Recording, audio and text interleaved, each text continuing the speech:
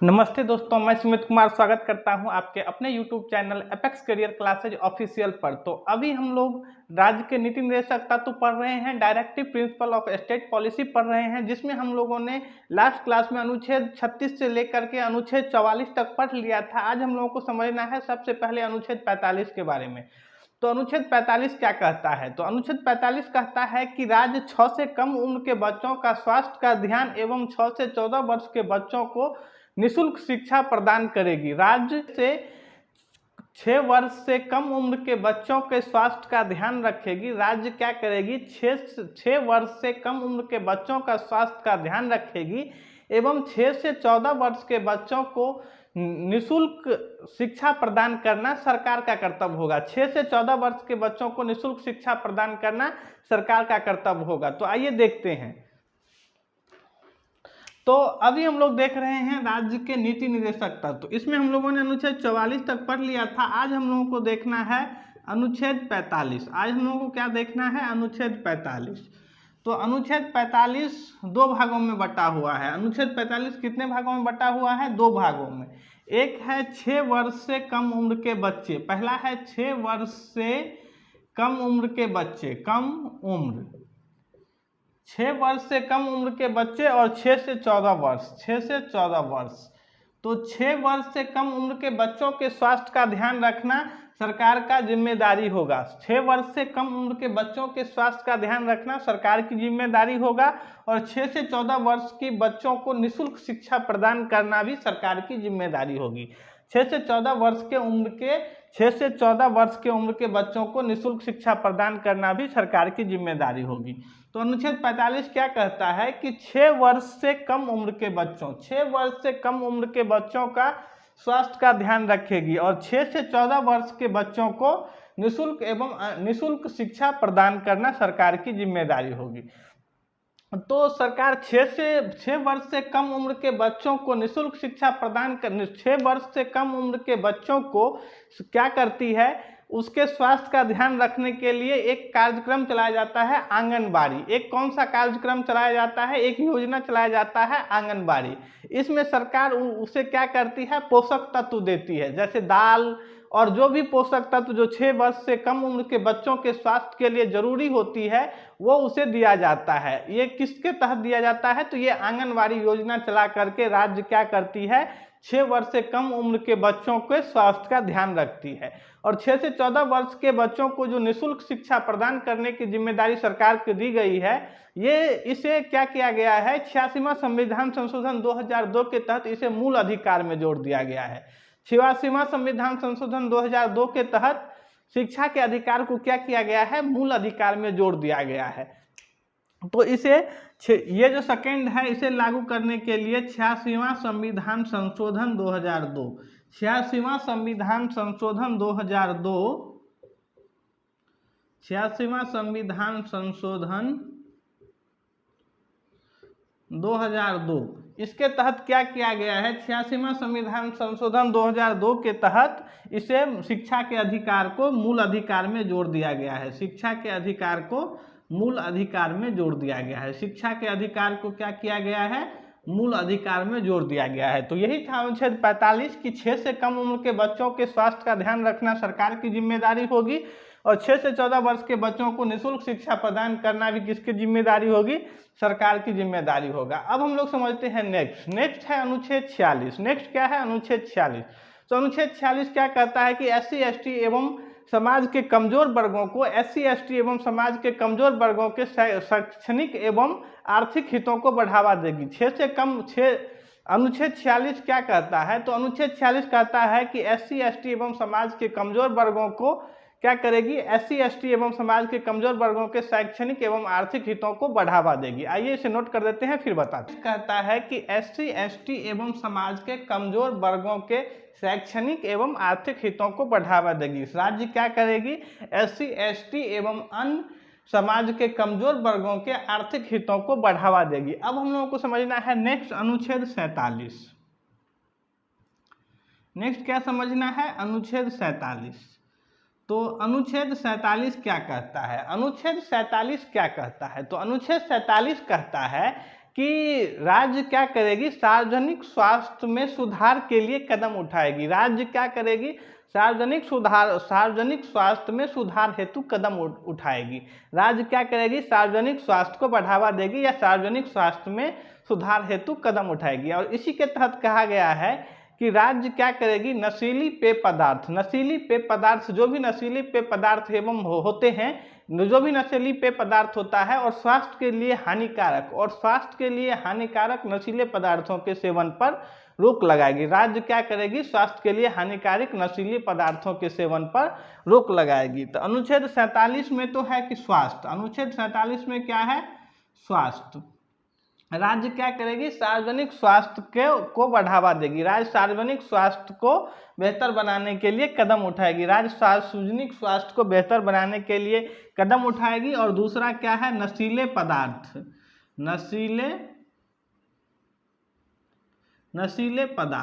दूसरा क्या है, नशीले पदार्थ, दूसरा है नशीले पदार्थ। इस नशीले पदार्थ में क्या आता है, तो जो भी अल्कोहलिक होते हैं, नशीले पदार्थ या नशीले पेय पदार्थ के सेवन पे सरकार क्या करेगी, रोक लगाएगी या राज्य रोक लगाएगी। इसी के तहत किस किस राज्यों ने, जैसे कि बिहार में इसी के तरह शराबबंदी लागू किया गया है। बिहार में इसी के तहत क्या किया गया है, शराबबंदी लागू किया गया है। गुजरात में भी क्या लागू किया गया है, शराबबंदी। तो एग्जाम्पल के लिए गुजरात और बिहार में नशीले पदार्थों के सेवन पर रोक लगाया गया है, इसी अनुच्छेद 47 का प्रयोग करते हुए, इसी अनुच्छेद 47 का प्रयोग करते हुए। अब हम लोगों को नेक्स्ट समझना है अनुच्छेद 48।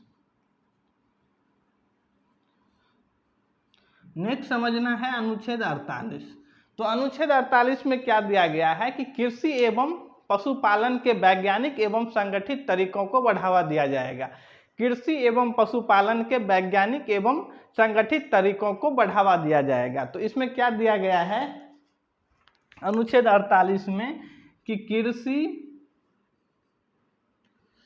एवं पशुपालन के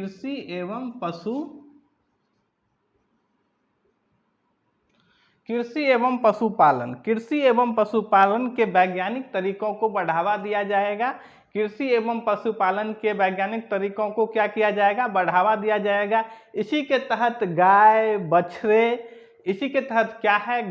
बछड़े एवं दुधारू पशुओं की नस्लों के बलि पे रोक लगाया गया है। इसी के तहत क्या किया जाता है कि गाय, बछड़ों और दुधारू पशुओं के नस्लों पर रोक लगाया जाता है। इसी के तहत गाय, बछड़ों एवं दुधारू पशुओं के नस्लों पर रोक लगाया जाता है। कई राज्यों में क्या है, पशु बलि की हत्या पर प्रतिबंध लगा दिया गया है। कई राज्यों में क्या किया गया है, जो भी गाय, इसके तहत क्या किया गया है कि गाय, बछड़ों एवं अन्य दुधारू पशुओं की नस्लों के बलि पर रोक लगाया गया है। इसी अनुच्छेद 48 के तहत गाय, बछड़ों एवं अन्य दुधारू पशुओं की बलि पर रोक लगाया गया है। और इसी में जोड़ा गया था अनुच्छेद 48 में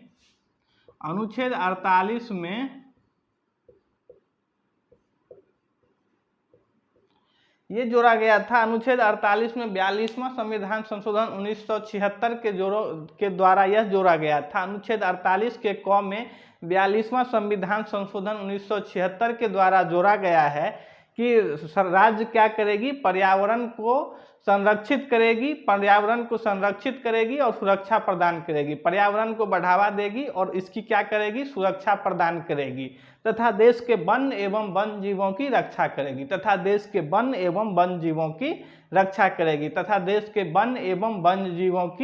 रक्षा करेगी ये है अनुच्छेद 48 का क कि राज्य क्या करेगी, देश के वन एवं वन्य जीवों की रक्षा करेगी, पर्यावरण को बढ़ावा देगी। अब हम लोगों को समझना है इससे आगे अनुच्छेद 49 में क्या किया गया है कि राज्य क्या करेगी, राष्ट्रीय महत्व के स्मारकों को संरक्षित करेगी। तो आइए इसे नोट कर देते हैं, फिर इसके बारे में बताते हैं। अनुच्छेद 49 क्या कहता है, तो अनुच्छेद 49 क्या कहता है कि राष्ट्रीय स्मारकों की रक्षा करना। राज्य क्या करेगी, राष्ट्रीय स्मारकों की रक्षा करेगी। तो ये राष्ट्रीय स्मारक कौन कौन से होते हैं, तो जैसे कि जो भी राष्ट्रीय धरोहर हैं, जैसे कि लाल किला हो गया, जैसे कि एग्जाम्पल के लिए लाल किला हो गया, सबसे मेन लाल किला हो गया, ताजमहल हो गया, सूर्य मंदिर हो गया, ये जो भी मेन राष्ट्रीय स्मारक के जगह हैं, राष्ट्रीय स्मारक हैं, उसे क्या करेगी, उसे राज्य क्या करेगी, उसकी रक्षा करेगी। राज्य क्या करेगी, उसकी रक्षा करेगी, राष्ट्रीय स्मारकों की रक्षा करेगी। जैसे लाल किला हो गया, ताजमहल हो गया, कोणार्क का सूर्य मंदिर हो गया, ये पुरी का जगन्नाथ मंदिर, यानी जो भी राष्ट्रीय स्मारक के महत्व के हैं उसकी राज्य क्या करेगी, रक्षा करेगी। अब आता है नेक्स्ट अनुच्छेद 50। अनुच्छेद 50 में क्या किया गया है, तो कार्यपालिका को न्यायपालिका से अलग कर दिया गया है। राज्य की लोक सेवाओं में कार्यपालिका को न्यायपालिका से अलग कर दिया गया है। अनुच्छेद 50 क्या कहता है, राज्य की लोक सेवाओं में कार्यपालिका को न्यायपालिका से अलग कर दिया गया है। तो अनुच्छेद 50 क्या कहता है कि न्यायपालिका को कार्यपालिका से अलग कर दिया गया है। अनुच्छेद 50 में बस इतना ही जानना है कि न्यायपालिका को कार्यपालिका से अलग कर दिया गया है। अब लास्ट आता है अनुच्छेद 51। अब इसका जो लास्ट अनुच्छेद है वो क्या है, अनुच्छेद 51। अनुच्छेद 51 क्या कहती है, राज्य कहता है कि राज्य अंतर्राष्ट्रीय शांति और सुरक्षा स्थापित करने का प्रयास करेगी। राज्य क्या करेगी, अंतर्राष्ट्रीय शांति और सुरक्षा स्थापित करने का प्रयास करेगी। अनुच्छेद 51 क्या कहता है कि राज्य अंतर्राष्ट्रीय शांति एवं सुरक्षा, अंतर्राष्ट्रीय शांति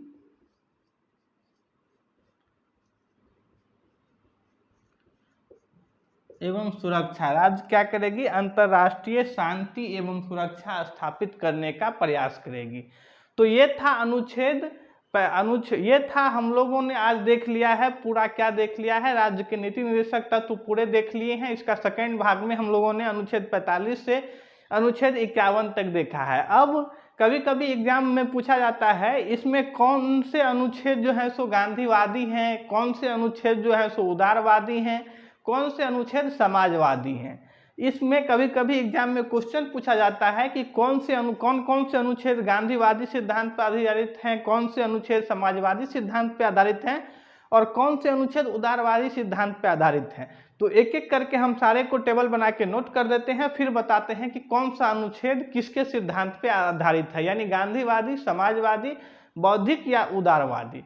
तो आइए हम आपको इसके बारे में बताते। तो आइए अभी हम लोग देखते हैं कि राज्य के नीति निर्देशक तत्व को 3 भागों में बांटा गया है। पहला है गांधीवादी, दूसरा है समाजवादी, तीसरा है उदारवादी। इसे 3 भागों में बांटा गया है। पहला है गांधीवादी, दूसरा है समाजवादी, तीसरा है उदारवादी। तो सबसे पहला जो इसमें अनुच्छेद 40 है, इसमें कौन, गांधीवादी में जो अनुच्छेद आते हैं, अनुच्छेद 40, अनुच्छेद 43, 43 का क, 46, 47 और 48।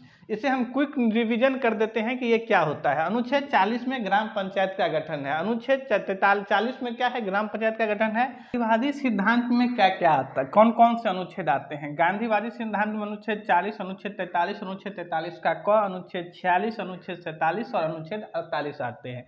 तो सबसे पहले हम लोग समझते हैं अनुच्छेद 40 में क्या दिया गया है, ग्राम पंचायतों का गठन है। अनुच्छेद 43 में क्या है, निर्वाह योग्य मजदूरी का प्रावधान है, निर्वाह योग्य कामगारों के लिए निर्वाह योग्य मजदूरी। अनुच्छेद 43 के क में है श्रमिकों के उद्योग के प्रबंधन में श्रमिकों की भागीदारी सुनिश्चित करना। अनुच्छेद उद्योग के प्रबंधन में श्रमिकों की भागीदारी सुनिश्चित करना।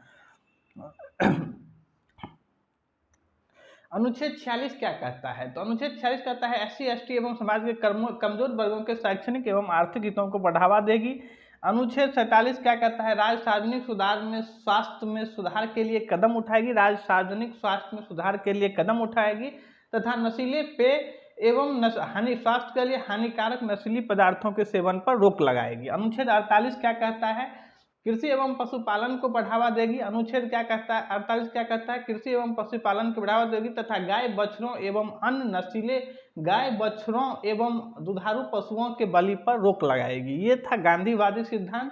अब हम लोग समझते हैं समाजवादी सिद्धांत। समाजवादी सिद्धांत में है अनुच्छेद 38, 39, 41, 42 और 43। अनुच्छेद 48 क्या कहता है कि लोक कल्याण को बढ़ावा देगी, राज्य लोक कल्याण को बढ़ावा देगी, जैसे बेरोजगारी, बुढ़ापा आदि में पेंशन देती है। अनुच्छेद 39 में क्या है, अनुच्छेद 39 में समान कार्य के लिए समान वेतन। अनुच्छेद 41 में क्या है, अनुच्छेद 41 में क्या है कि कुछ दशाओं में सरकारी सहायता पाने का अधिकार। अनुच्छेद 41 में क्या है? कुछ दशाओं में सरकारी सहायता पाने का अधिकार। अनुच्छेद 42 क्या कहता है? काम की न्याय संगत एवं मनोचित दशा। राज्य क्या करेगी? काम की मनोचित एवं न्याय संगत दशा का प्रदान करेगी। जैसे जो विकलांग है उसके लिए उसके अनुकूल काम, जो भी विकलांग है उसके लिए, जो बीमार है उसके लिए उसके अनुकूल काम। अनुच्छेद 43 क्या कहता है? अनुच्छेद 43 कहता है कि राज्य निर्वाह कामगारों को निर्वाह योग्य मजदूरी प्रदान करेगी। अब हम लोग समझते हैं उदारवादी या बौद्धिकवादी सिद्धांत। उदारवादी या बौद्धिकवादी सिद्धांत क्या कहता है? अनुच्छेद 44 में एक समान नागरिक संहिता है। अनुच्छेद 44 में एक समान नागरिक संहिता या कॉमन सिविल कोड। अनुच्छेद 45 में क्या है? 6 से कम उम्र के बच्चों के स्वास्थ्य का ध्यान तथा 6 से 14 वर्ष के बच्चों को निःशुल्क एवं अनिवार्य शिक्षा प्रदान करेगी। अनुच्छेद 48 में कृषि एवं पशुपालन के वैज्ञानिक एवं संगठित तरीके को बढ़ावा दिया जाएगा। अनुच्छेद 48 में कृषि एवं पशुपालन के वन के संगठित वैज्ञानिक एवं संगठित तरीके को बढ़ावा दिया जाएगा तथा देश के वन एवं वन जीवों की रक्षा करेगी। अनुच्छेद 39 में देश के राष्ट्रीय स्मारकों को संरक्षित करेगी। अनुच्छेद 45 में लोक सेवा को न्यायपालिका में से कार्यपालिका को अलग कर दिया गया है। अनुच्छेद 50 में न्यायपालिका से कार्यपालिका को अलग कर दिया गया। अनुच्छेद 51 में राज्य अंतर्राष्ट्रीय शांति एवं सुरक्षा स्थापित करने का प्रयास करेगी। तो इस तरह से आज हम लोगों ने नीति निर्देशक तत्व भाग 4 पूरा कंप्लीट देख लिया है। लास्ट क्लास में हम लोग पढ़ेंगे इससे आगे। और अगर आपको हमारा वीडियो अच्छा लगता है, हेल्पफुल लगता है, तो वीडियो को लाइक कीजिए, चैनल को सब्सक्राइब कीजिए और अपने अधिक से अधिक दोस्तों में शेयर कीजिए। धन्यवाद।